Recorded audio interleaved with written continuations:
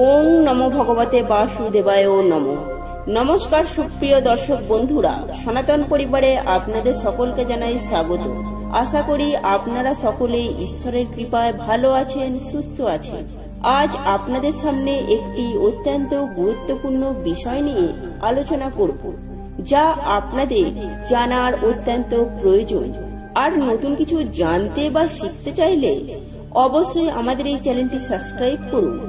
বন্ধুরা, বৃহস্পতিবার প্রদীপ জ্বালানোর সময় মিশিয়ে দিন এই একটি মাত্র জিনিস। আপনার জীবনে সৌভাগ্য ফেরার সাথে সাথে বাড়িতে পজিটিভ শক্তির একটি বাতাবরণ সৃষ্টি হবে।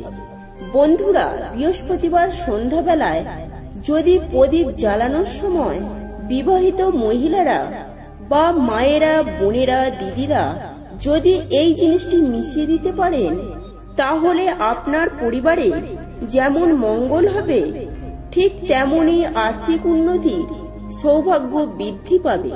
এই সম্পর্কে আজ আমি আপনাদেরকে জানিয়ে দেব। বন্ধুরা, তার আগে এই সম্পর্কে বিস্তারিত জানতে ভিডিওটি স্কিপ না করে মনোযোগ সহকারে শেষ পর্যন্ত দেখতে থাকুন। আর ভিডিওটি দেখে কোনরূপ উপকৃত হলে অবশ্যই একটি লাইক করবেন এবং আপনজনদের সাথে শেয়ার করবেন, যাতে ওনারাও দেখে উপকৃত হন। আর যারা সনাতন পরিবারে নতুন হয়ে আছেন, তারা অবশ্যই আমাদের এই চ্যানেলটি সাবস্ক্রাইব করুন। আর একটি কথা মাথায় রাখবেন, আপনার একটি শেয়ার অনেক মানুষের উপকৃত করতে পারে। তাহলে চলুন বন্ধুরা, আর সময় নষ্ট না করে ভিডিওর মূল পর্বে প্রবেশ করা যাক। প্রথমেই একটি বিষয় আপনাদেরকে জানিয়ে রাখি, আমরা প্রত্যেকেই কিন্তু বাড়িতে সন্ধ্যাবেলায় প্রদীপ জ্বালাই।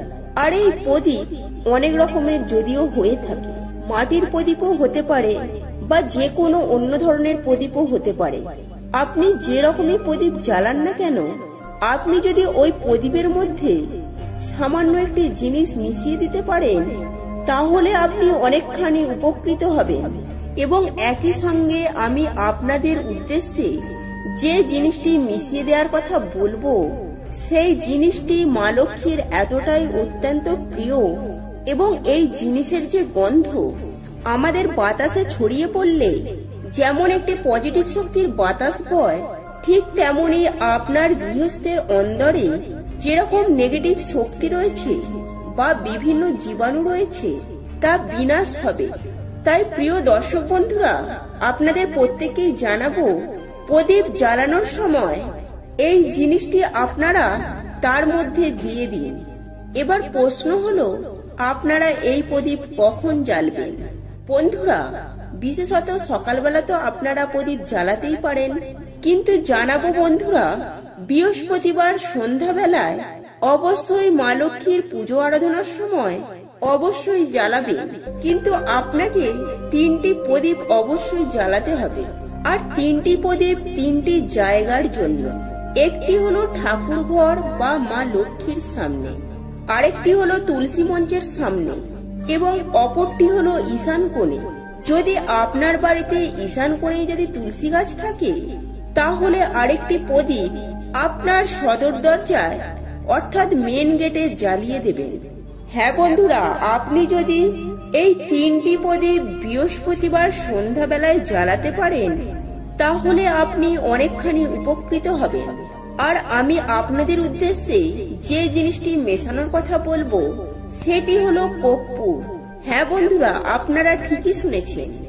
এই কর্পূর সহযোগে প্রদীপ জ্বালালে বলা হয়ে থাকে আমরা অনেকখানি উপকৃত হই। আমাদের যে মা লক্ষ্মী, তা অত্যন্ত প্রসন্ন হয় এবং সন্তুষ্ট হন। এই প্রসঙ্গে আরো বেশ কয়েকটি কথা বলবো, সেগুলি যদি আপনারা করতে পারেন, খুবই সন্তুষ্ট হবেন মা লক্ষ্মী। প্রিয় দর্শক বন্ধুরা, আপনারা প্রত্যেকেই জানেন বৃহস্পতিবার হলো বৃহস্পতি গ্রহের বার।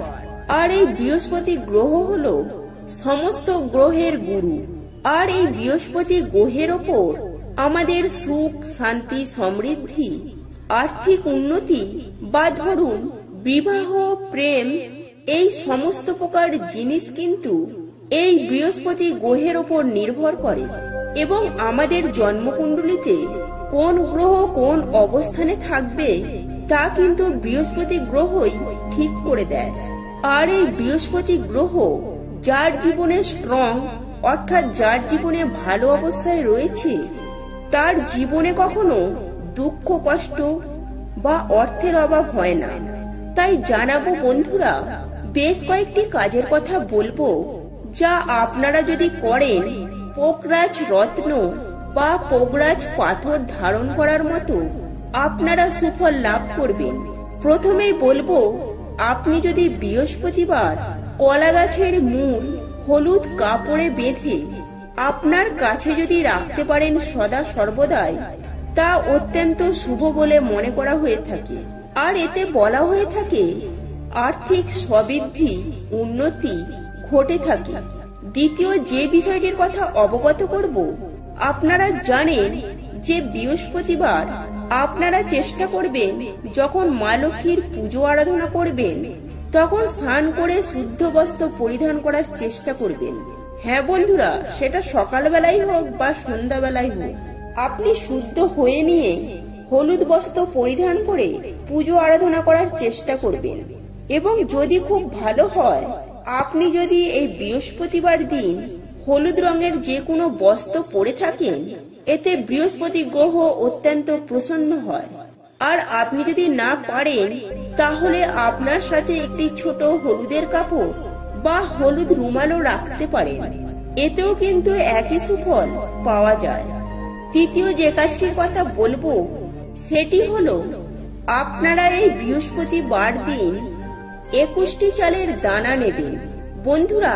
আর এই 21টি চালের দানা নিয়ে আপনারা কি করবেন, আপনারা একটি থালায় জল নিয়ে আপনারা হলুদ মিশ্রিত জলে চালটিকে দিয়ে দেবেন এবং সেই চালগুলোকে জল থেকে তুলে নিয়ে আপনারা একটি হলুদ কাপড়ে মুড়ে আপনার ব্যবসা বাণিজ্য বা আপনার ক্যাশ বাক্সে বা আপনার বাড়িতে লকারে সেখানে রাখবেন। আর এই কাজটি করতে কখনোই ভুলবেন না বন্ধুরা। এই বৃহস্পতিবার দিন যদি সামান্য সামান্য কাজগুলি করতে পারেন, তাহলে আপনার জীবনে যেমন আর্থিক উন্নতি হবে, ঠিক তেমনি বৃহস্পতি গ্রহ অত্যন্ত স্ট্রং হবে, যার ফলে আপনার সুখ শান্তি যেমন বজায় থাকবে, আর্থিক উন্নতি বৃদ্ধি পাবে, ঠিক তেমনি বিবাহ, প্রেম এবং দাম্পত্য জীবনও সুখের হবে। এই বিষয়গুলি আপনারা প্রত্যেকেই চেষ্টা করবেন। বাড়ির বিবাহিত মহিলারা বা বাড়ির মা বোনেরা কাজগুলি করার চেষ্টা করবেন, আপনারা অনেকখানি উপকৃত হবেন। আর বন্ধুরা, প্রথমেই বললাম প্রদীপ জ্বালানোর বিষয়টি। এই প্রদীপ কিন্তু বৃহস্পতিবার দিন আপনারা অবশ্যই জ্বালাবেন। এবং যাদের জীবনে শনির 7.5 দশা চলছে, তারা সর্ষের তেলের প্রদীপ জ্বালানোর চেষ্টা করবেন।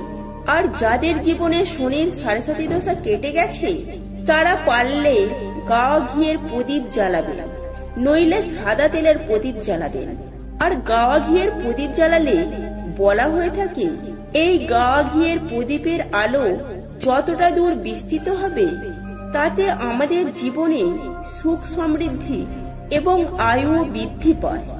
এর সঙ্গে আপনি যদি এক টুকরো কর্পূর দিয়ে দিতে পারেন, তাহলে আপনার জীবনে উন্নতি অবধারিত বৃদ্ধি হবেই হবে এবং মা লক্ষ্মী এবং ভগবান বিষ্ণুর আশীর্বাদ কৃপা লাভ করতে পারবেন। এই কর্পূরের গন্ধ বা এই কর্পূর প্রত্যেকটি দেবদেবীর অত্যন্ত প্রিয়, বিশেষ করে মা লক্ষ্মী এবং ভগবান বিষ্ণুর এই দুজনেরই খুব প্রিয়। তাই কর্পূরের গন্ধ বা কর্পূরের সহযোগে বৃহস্পতিবার প্রদীপ জ্বালানো অত্যন্ত মঙ্গল এবং শুভ বলে মনে করা হয়। বন্ধুরা, এই ছিল আজকের ভিডিও। আশা করি ভিডিওটি দেখে আপনাদের খুব ভালো লেগেছে। আর ভিডিওটি দেখে কোনরূপ উপকৃত হলে অবশ্যই একটি লাইক করবেন এবং আপনজনদের সাথে শেয়ার করবেন, যাতে ওনারাও দেখে উপকৃত হন। আর যারা সনাতন পরিবারে নতুন হয়ে আছেন, তারা অবশ্যই আমাদের এই চ্যানেলটি সাবস্ক্রাইব করুন এবং পাশে থাকা বেল বাটনটি প্রেস করুন, এরূপ নিত্য নতুন ভিডিও সবার আগে দেখার জন্য। আরেকটি কথা বন্ধুরা, আপনারা মাথায় রাখবেন, আপনার একটি শেয়ার অনেক মানুষের উপকৃত করতে পারে।